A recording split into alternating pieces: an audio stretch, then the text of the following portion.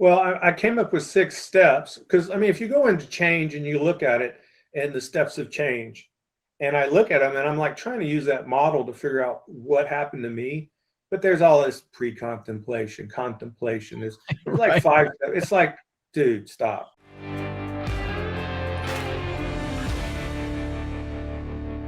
Well, welcome to the True Man Podcast. So let me start with a question. Is there something in your life that is taking a long time to manifest and you're wondering why? Could it be something that you're doing or perhaps not doing that is prolonging the answers to your prayers? What's stopping your breakthrough from manifesting? I think a lot of people ask these questions, and many really never take the time to do the work that equates to making that breakthrough to gain success. So, how do you do that, you may ask? Well, let's see if we can find out today with today's guest. Welcome to the True Man Podcast, Dan Capello. He is a recognized expert in personal transformation, an author of the upcoming book, Deliberate Evolution: 6 Stops Every Leader Must Make to Step into a Life of Success. Dan, welcome to the podcast. Oh, hey, thanks for having me. Absolutely. So, Dan, we love to hear everybody's story when they come on the podcast, because it usually there's usually something going on there that's resulted in a pivot point or a comeback. So tell us, how did you get started on this road of personal transformation?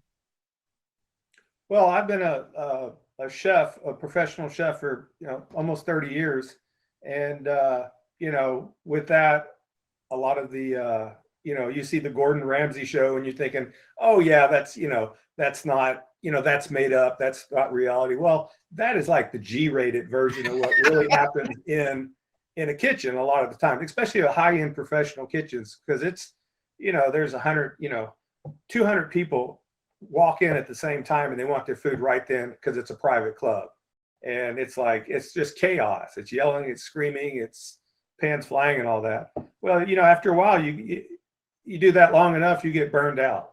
Yeah. So, and then your stress level is like, through the roof. And if, and my coping mechanisms are food and alcohol and drugs. That's what they used to be. But, Kitchen Confidential, all that stuff, it's like all that is everywhere in the culinary world, because you have to, that's our coping mechanism. You get off work, you go to the bar, you go whatever, you sleep too late, you wake up, you drink, 5 cups of coffee to get going. But I ended up in 2019, it was actually 2018. I was 300 pounds, way overweight, burned out, stressed out, relationships on the rocks, everything, life's just, but I was successful in my job. But then, I was like, I read the book, David Goggins, when that came out. And what made you read that book? Now, David Goggins is pretty fascinating to me. He's not for everybody, but I think he really hits the nail on the head a lot of times. What made you even go to that book? What was going on in your mind that I got to change something?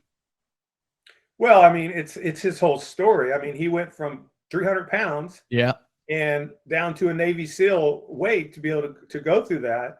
And but when you go, so I was like, wow, I could do that. And so I started reading the book. Well, it's like you get somebody and you're like, man, somebody did it, so I can do it. Right. And that's the whole thing with everything. It's like, unless you see someone be successful at what you want to do, you're going to be like, I don't, the pain's not strong enough. When you realize the pain is strong enough, what is that? The change has to be stronger than the pain to remain the same. Well, yeah. And listen, that's one of the reasons why we do the podcast and we have people come on and tell their stories, because it's very motivational to hear from people that have done something successful. And I think it inspires people to take action. And that's why those stories are so invaluable. Yeah. Well, I mean, and that was that moment, I had to lose 70 pounds. But I was like, I read the book, and his big thing that became my battle cry is, what if? you know, or who does that shit? And it's like, I do, you know, that was my thing. And it's like, to get that going, that's what inspired me to do something crazy, like sign up for a Spartan run in October, you know, 300 pounds on New Year's Day, and then end up being, you know, 220 something pounds, and ran my first Spartan race. And I was like, wow, you know, that whole moment, because you Yeah. visualize, that's what he was saying, you had to visualize yourself there. And then when I'm jumping up, my sister came down and went with me. She's crazy. She did all these races. She would do 20 races a year, and Spartan races, but she came down and did it. And we're like going to where you jump over the fire part, and she's like, are you okay? But I was having that surreal moment because I had visioned this for so long, you know, all the way up to there. When I jumped over that fire, it was like, you know, wow, it happened. Now, You know, the reality. for somebody who may not be familiar with Spartan races, describe what a Spartan race is, man. This is intense stuff. Yeah, well, so you start. I mean, it's a race. It's usually about the smallest one is 3 miles, around 3 miles or so. But then there's 22 or to 24 obstacles you have to go over. Some Mhm. of them were like we had to carry like a 110-pound Atlas ball, like pick it up and carry it to a spot, drop it, and then pick it back up, or do like burpees. I think it was Yep. 5 or 10 burpees, pick it back up and bring it back, you know, and it was a good distance. Or we had to carry bags, you know, like 60-pound bags of sand, and we had to go up a trail and come back around. And we're going through mud. It's wet and it's like muddy. And you had to go like underwater in a mud pit, under a big wall, and then climb up probably like I don't know, was it 40 feet, 50 feet up in the air over this cargo net, go Yeah. over the top and then jump over stuff. And I mean, it's pretty intense. And then you're running the whole way. And then there's people competing. I wasn't competing, and they're on it for time. So if they fail the obstacle, they have to do 10 burpees every single time they fail an obstacle.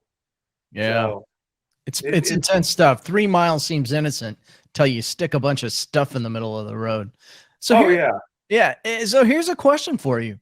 What was harder, the race or the journey to get to the race? The race was easy. The race was a blast, you know, after all the training, because I went out and I bought some Atlas balls. I went and picked them up, you know, and I go to pick them up from the guy, and he's this, you know, he's probably a foot shorter than me, and he's a foot wider than me in the shoulders. And I'm like, I go to pick up this 95-pound Atlas ball, and I'm like, I can't pick it up. And he like reaches down and goes, you got to get like this and then pick it up. And he picks it up and puts it in the back of the truck. And I'm like, damn. But you know, and I had me a javelin, and I was throwing that, you know, I could do my spear, you know, just like a Spartan. You know, I had my hay bales in the back, and then I live in a really hilly area, and I was doing, you know, the hills all the time, and carrying buckets up and down the, you know, like 60-pound buckets up and down the hills, and, you know, to get ready for that. And it was pretty, you know, you know, there was, you know, just all reality here. There was a couple of times I puked, and, you know, unfortunately, there was a couple of times I pooped on myself. It's just, it happens because Yeah. you're out there. You know, I was up at 5 in the morning every morning before everybody got up, and I would go do 3 miles in the morning. And you're out in the, you know, we're kind of out in the country, and it's like, there's no bathrooms, there's no nothing. You get up at 5 in the morning, it's like, Yeah, I think you know what people don't know, and this happens to marathoners too, is your body's like trying to figure out what the heck is going on when you put it under that kind of stress, you know, right. and you got to overcome it. It's really mind over matter. So, yeah, I guess my question to you is when you get done with that Spartan race, is there like a moment where you just kind of stop and go, wow, I mean, I was 300 pounds at one point. I've really worked my hind end off, and I just ran what is really a pretty difficult 3 mile race, and I accomplished something here. I mean, did you get a moment like that? Oh yeah, I mean, that was that right when I'm jumping over that thing. It's that surreal moment, and you're just like, you know, euphoric and all this, and you know, your adrenaline and your dopamine, everything's going off, and then, you know, and then you get back to reality. And what's reality? Oh, well, I mean, so I got back, and then the problems I was running from, the problems that created the 300-pound stressed out, burned out person wasn't the weight. That was a symptom. And the Yeah. problem with society is we treat the symptoms. We treat depression with drugs. We treat not sleeping with drugs. We can your weight. We give you on diets and stuff like that. Yep. Your blood pressure. We give you medicine. We don't fix the problem. The problem, and that's the whole problem. I mean, there's a drug for everything, and then there's a drug to cure the symptoms of the drugs you had to take. Sure. And it's like go to AA. Well, why don't you figure out what your problem is? Find out where ground zero is, because a lot of people don't know where their ground zero is. Everybody has a problem. Mine was sexual trauma and physical trauma at an early age. That's where I grew up. I got beat all the time because my sexual trauma happened at 6, and I ended up with speech impediment. And then I was growing faster because my coping mechanism was food. So everybody in my family's short, and here I am, like, growing past everybody. I had no hand-me-downs because I blew past them. And that, then my parents would take me to the doctor. It's like, what's wrong with him? Why won't he stop growing? Well, I was eating a lot because that was my coping mechanisms. And then in school, then I, all of a sudden I ended up with a speech impediment. Just out of the blue, I couldn't say R's. So that just created a target on my back. Yeah. So bullying and all that. So, I mean, all of the way through, even through high school, I don't remember much of high school because I was either drunk or high. So, a lot of the problems that we have, it's like, I found that ground zero after I got back from the race. That was in October. And then I started reading a book, The Body Remembers or something like that. And basically I was reading through that book, and I hit a moment where he was talking about your body remembers chemically the moment that you were traumatized. And that's what happens. Like, every time I would be triggered, I couldn't control that little millisecond between responding and reacting. I would get the stimuli and then go off the deep end because my chemical reaction was so great, so large because of that one trauma at 6. That's the way I lived my whole life, all the way to 50, 40, 50 years old. So, I mean, everybody around me had to deal with that, and I had to deal with it. So, but yeah. So Dan, this is that age, 6, 7, 8 years old. And I've heard this time and time again, is really where a lot of these traumas initially occur. And, talk about, when you have this realization that, oh gosh, this is, my body remembers this and it's holding me back. What kind of action do you take to go, okay, I need to work on this in order to overcome this? Right. Well, I mean, a lot of growing up, I was, between the shame and I didn't let anybody talk into my life. Yeah. I had so many, the walls that we build to protect ourselves. Yep. Are the walls that keep everybody out. Yep. I was always, I was the guy, like, if you went, people, like, they'll grab you by the shoulder and like, oh yeah, it's okay. Or, my wife would try to massage me, or somebody, would, how you go up to somebody, like, rub their shoulders. Oh, dude, that set me off like a cat on a hot tin roof. Yeah. Because I was so tense. So, cortisol and all that. So it's through the books. So I'm really, like, research heavy. And so I started reading Jung and all the greats, and just going through all these different books to figure out what was wrong, not what was wrong, but how to fix this. Because I was like, I'm not going to therapy, and because real men don't go to therapy, all that. Yeah. There we go. Well, but I mean, that wasn't, the walls I built didn't allow me to do that. Because, and that's an important point, though, because it's not something we should brush over, because a lot of men feel that way. Like, they discount themselves for asking for help. And I've done this. You're talking about doing it. And I think that's a mistake that we make, that masculinity is not asking for help when we really need to receive it. And so I can appreciate you saying, hey man, I got to research this. I got to figure this out, and I got to work through this. I got to find a way to get help. Yeah. Well, I mean, it took me a couple, because, I've been depressed my whole life, but I didn't know that that's what that was. That was just Yeah. me. I'd get off work, I'd drink a bottle of wine, whatever, smoke a doobie. That's how I dealt with it. It was because I didn't know what the problem was. It's like you don't know you have a flat tire, but the car won't go. It won't drive. You're on the highway, but you can only do 45, and you don't know why. And there's sparks coming out of the fender well. There you You go. don't know why, and until you figure out, it's like, oh, the tire's flat. And everybody's telling you on the highway, hey, your tire's flat, and you're on fire, you're smoking, and it's like you're ignoring them because it's like I don't know until you finally realize it's like, oh, that's the problem, and then you can address it. So me being able to address it, and then it was like all that happened. So I went to about 2 months, and that was even more bottles of wine, and then finally, when I started getting out of it, I went to a convention. It was in March.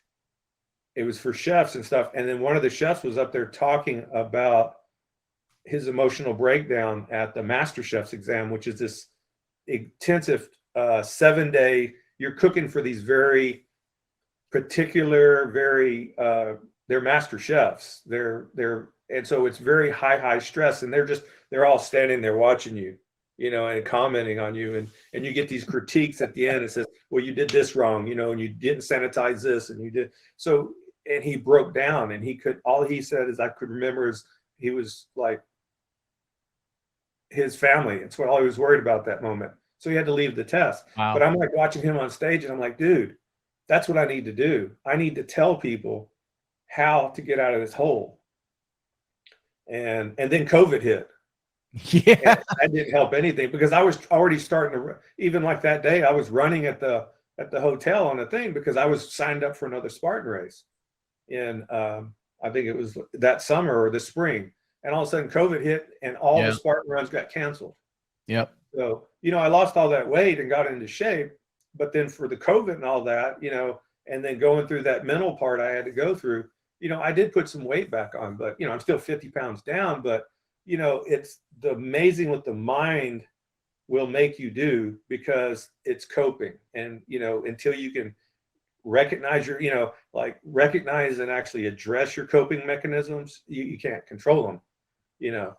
It's like the trauma never goes away that I had, but I learned what I can get from it, because I have a tool now that I can use, because my empathy for anybody else that's been through that situation, that's my tool. My purpose now is to help people. And you can't really, until you find that, it's like, yes, I can still be triggered, but it's very hard now.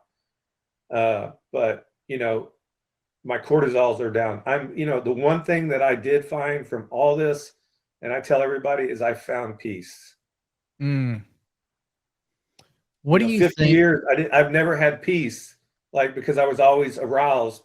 And I say aroused as in you always have cortisol and stress hormones in your blood for 50 something years. That's why we get heart attacks. That's why we get cholesterol. That's why we have depression, is because we're not made to have all these chemicals in our blood all the time. And if you do, and you can't figure out why, you're going to die young. So, and you never have peace. Talk about that piece, because I think a lot of people miss this. Peace is such a critical part of really taking that next step. How did you really find that peace? Was there a moment where you're like, I think I got this figured out, or I've at least got this controlled now, where I'm in a good place? Right. Well, I mean, after figuring out the trauma and all that and working through that, it's like, I worked through the attachment theory. I did the shadow, all these different theories. I went through all of them and worked through, and I saw every single one of them.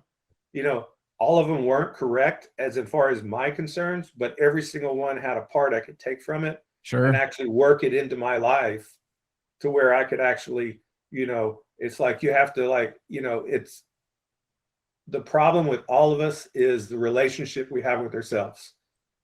And, Yeah. and Yeah. if we don't respect ourselves, if we don't care about ourselves, if Jordan Peterson said the greatest thing, he goes, the problem is we don't treat ourselves like someone we care about. We are hard on ourselves. Yeah. No, it's 100% true. And not only are we hard on ourselves, I've found, yeah, I was just telling you before we hopped on the podcast, I came home, my wife's like, well, the toilet won't flush and and I'm like, I don't have time to deal with this. I mean, ultimately, we're not only hard on ourselves, we're hard on the people closest to us. And, when we're hard on the people closest to us, it's hard to have good relationships when you don't love you, or you don't care about you, and you're trying to mask what's going on. I mean, your relationships are going to struggle. That's been my experience. I'm sure you've experienced something similar, it sounds like. Oh yeah. I mean, it's that whole relationship. If you can fix the relationship with yourself, because if you have a bad relationship with yourself, you can't feel empathy for anybody else. You can't feel compassion because you don't feel it for yourself. It's like, if you want to be loved, you have to love. If you want peace, you have to give peace. If you want people to talk to you, you have to talk to people. And that's so hard for, I think, the masculine men, that want to be, like you said, the true man. I mean, that is so much, is like, you have to understand yourself and accept yourself as you are, because everybody's, I tell them, they ask relationship, how can you be married for 30 wives, like 30 years? It's like, well, my wife is crazy for staying with me. But B, it's like, you have to find that point. Either A, you're going to die, or you're going to sit there with regret, or you're going to fix your stuff. And that's where a lot of men, they can't get past that shame and the fear of, someone's going to find out that I was molested and they're going to hate me. Someone's going to find out I drink too much and they're going to hate me. Someone's going to find out that I killed the neighbor's cat and the neighbor's going to hate. Everybody's worried about what everybody else is thinking, but we're not worried about what we're thinking about ourselves. And that's that, when you can fix that, that's my whole, my coaching, my whole point and process and purpose now is get people to realize that we all suck. We do. Everybody sucks at something, right? Yeah. In our head. I don't mean, I'm talking about, we don't accept blame. We don't, all these different things. We all have problems, but we hold the problems that we hold them against ourselves. And then when we can solve that and stop and show us empathy, when I learned how to show myself empathy and show myself compassion and let me off the hook, that's when I had change. And like you said, it's, like there's a commercial, I don't remember, it was a long time ago, the guy who's got arrested for DWI or whatever, and they're all like, man, I really feel sorry for him. And they goes, no, I feel sorry for his wife and kids. Yeah. And that's the problem, is like, everybody's a victim of you not taking care of yourself. Everybody around you. When you fix yourself, what is that? If Leo Tolstoy, if you want, everybody wants to change the world, but nobody wants to start with themselves. Yeah. And that is so true. If, I forgot who else said it. It's like, if you fix the man, the world falls into place. Yeah, 100%. Quick plug to Scott Schilling's book, That Sucks Now What? That you made me think of that while you were talking about that. But let me ask you this, because you bring up something, and I'd love to hear you answer this. the trauma that you went through at such a young age, unfortunately, is something that many experience. And it always catches me by surprise in the men's circles that I run around, how many men have experienced a similar trauma that you went through, a sexual trauma at such a young age. And then, they try to mask it and run from it and hide it. And understandably so. Understandably so. How freeing is it for you to be at a stage now where you don't have to run from it, you don't have to hide from it, and you can just be you? Oh man. Yeah. No, I mean, it's that whole thing, finding peace. Um,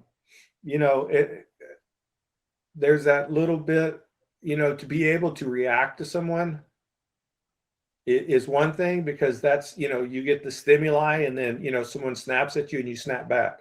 Yeah. Or your wife tells you something and then you snap back, or, whatever, you react and reactions aren't always positive. They're uncontrolled. They're not thought out. But when you learn how to get that I tell everybody, the life's in that millisecond of your decision if you're going to react, which is an unpreparedness. You don't know your values, you don't know your goals, you don't know your everything. It's in that 1 millisecond will determine if you respond, because now you have a reason to respond. That's why I call it deliberate evolution. You have to evolve in your growth as a person and be deliberate about it, and be deliberate about how you're going to respond and not react, because that's where is to be able to respond and know why you're responding. And that takes months to figure out, or years to figure out what your values, your goals, what you have on hand to do what you need to do, what you need, asking for help, all that stuff is in that moment before you have to react or respond. All the work you have to do before that will determine if you're going to react or you're going to respond. Yeah. And so how are you beginning to transfer what you've learned into this upcoming book that you've got coming out, maybe some coaching and helping others? How have you taken all of that information that you've discerned over the years of doing your work? How are you beginning to transfer that and work with others? Well, I came up with 6 steps, because if you go into change and you look at it and the steps of change, and I look at them and I'm like trying to use that model to figure out what happened to me. But there's all this contemplation is like Right. 5. It's like, dude, stop. It's like, we're not, it's not, if you're not thinking about it, you're never going to happen. If, that pre-contemplation is you at the bar, not worrying about it, but to be able to get to that, it is like, you wasted half of our, 8 steps of change on figuring out if you want to change. It's like, no, either you decide if you want, because if you don't decide you're going to change, it's irrelevant. We don't need to talk anymore. You're going to waste my time. You're going to waste your time. Yep. You have to decide that the pain to change is stronger than the pain to remain the same. And you have to make the decision. It's like, I'm not going to live like this anymore.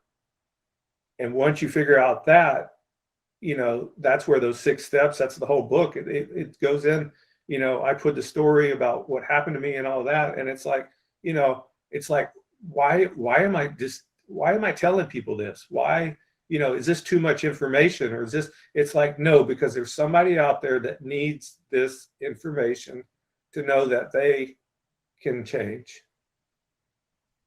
It's a really vulnerable place to be, Dan. And even on the podcast here, I tell a lot of stories, and most of them are personal stories. It's a very vulnerable place to be, but I've also find it to be a very cathartic place to be.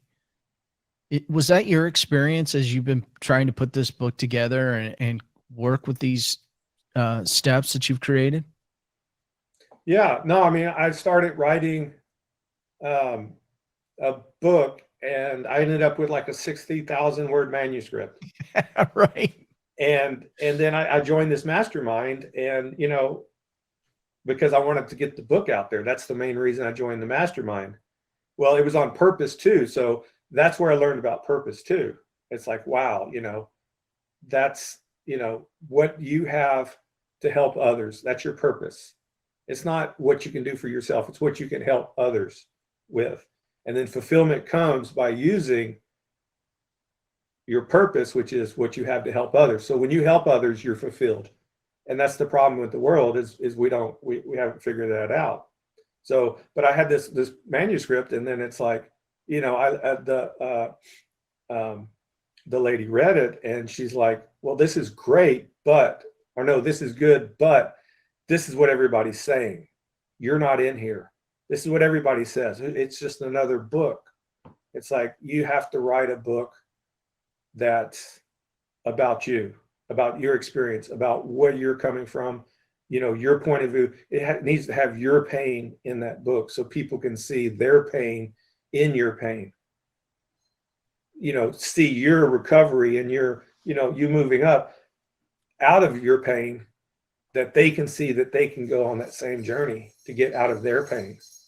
And that's, so I ended up just taking that book and just pushing it aside. I haven't looked at it in years. And I just started from scratch. And, I wrote it, another chapter, and then, I let her look at it, and it's like, well, that's good, but This sounds familiar to me. right. And then finally I wrote one, and I was very vulnerable. I was very honest. I mean, I was very, I thought I was almost too honest, and very deliberate about what I was writing. And then when I finally sent the first 2 chapters to her, she's like, this is exciting. This is a story. And that's what it needs to be. It's interesting. Now we're talking about this as in you writing a book. And I understand what you're going through, because I've gone through that process a little bit myself. But it leads me, as you're describing that, I'm thinking to myself, man, because I've been around authors and publishers now, and we talk about the value of each one of our stories, isn't it incredible that sometimes we underestimate our own story and what it brings to the table? Have you had that thought cross your mind? Oh yeah, all the time. I think less of myself than other people think of me. I think that my story is not important a lot until I actually see what it does for other people. The pain I went through is okay with me now, because I can see that it helps people with the pain that I had. And that's the whole point of all this is Yes. it is, I'm not going to die. I people like, I don't want to do that. It's going to be too hard. I can't do that. Oh, I've already cried. I've gone through my tissues. I've all that, we're moving on. I'm almost crying at this point. But the thing is to be vulnerable is not something a man wants to see or hear. It's like somebody's crying. They're like, ah, shit, come on, man, suck it up, big boy. All that. It's like, no. It's like, recognize and what is that? Authenticate it. Yeah. You have to authenticate it in your mind to where you actually accept it, that your story of your life is unique and it can help someone else. I always say, we are stronger than we will ever know. Yeah.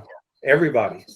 We put limits on, that David Goggins thing's 40%. It's like, when you're tired, you quit, you're dying, and you're right there. He goes, you're at 40%, man. That's it. You're only at 40%. Go past it. Go into the pain, step into the pain, step into the vulnerability, because that's where growth is. Growth doesn't stop at 40%.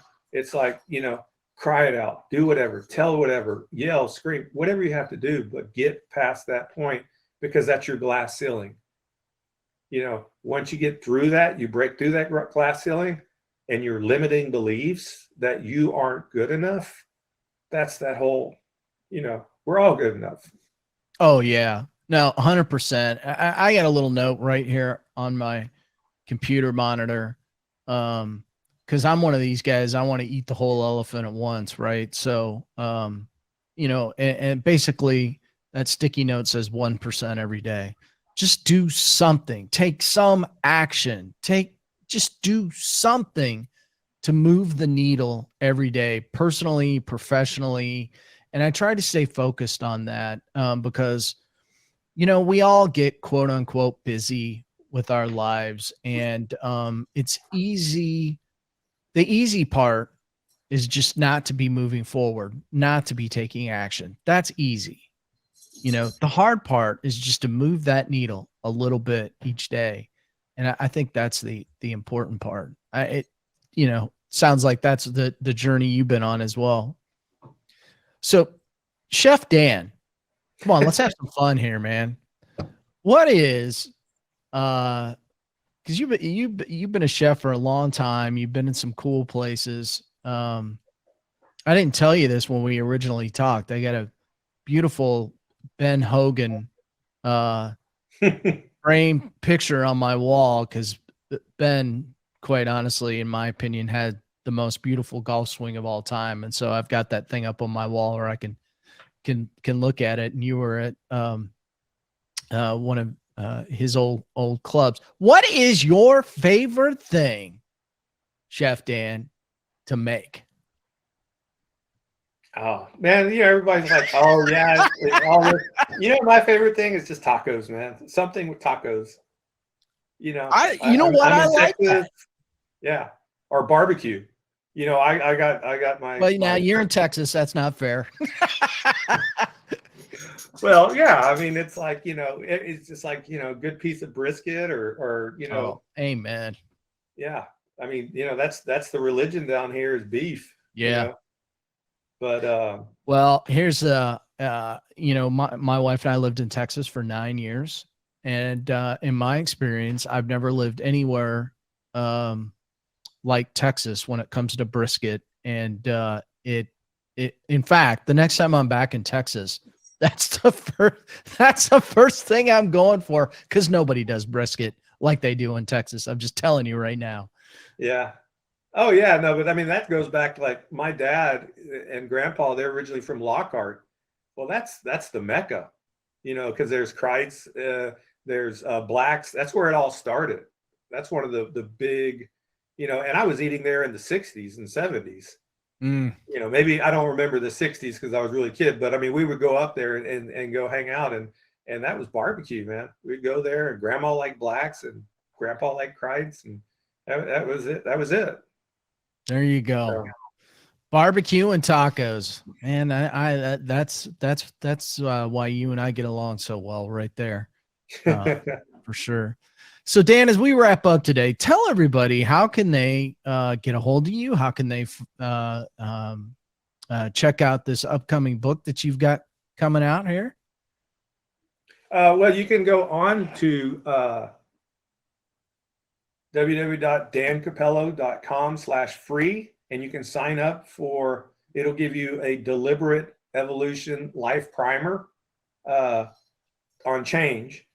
You go there, or you can go to just dancapello.com, and that'll actually bring you to the book page, and you can see more information about that. If you actually click on the link on that, it'll bring you to the primer, and it's really some questions about, are you ready for this, or is this what you really want? And I think that's a great place for anybody to start. Once the book's out, that link will be live. You go right to Amazon and get it. But yeah, I mean that's going to be the best place to do that. And let's get some lives changed. There you go.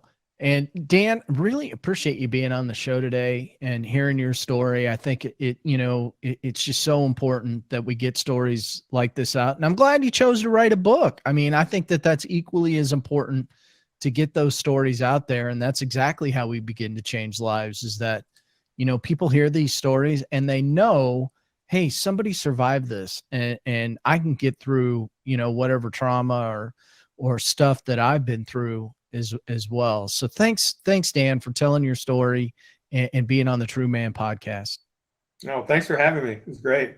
Absolutely. Take care of yourself, Dan. All right. You too. Thanks.